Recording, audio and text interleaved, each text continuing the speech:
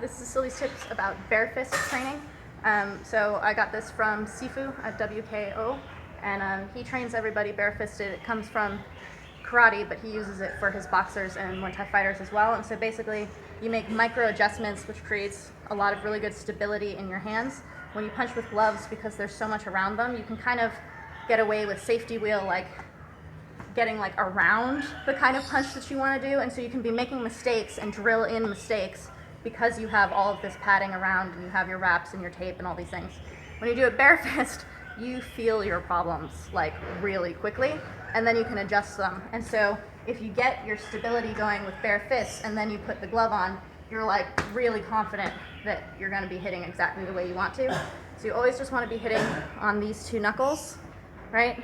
And then you want to be making as tight a fist as you can because you don't have any other stability, so you want that tension in there.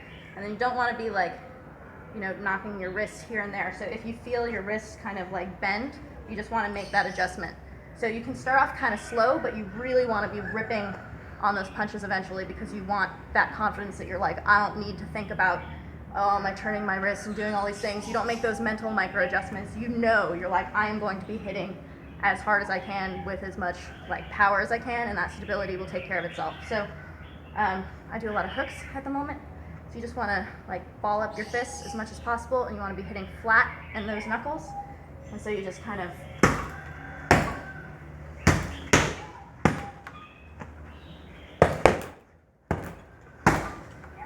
do bag work.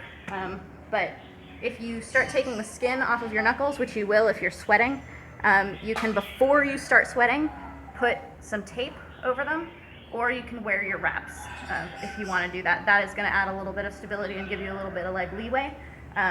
But if you need to protect your knuckles, do as much bare minimum as you can because it's supposed to be bare fist.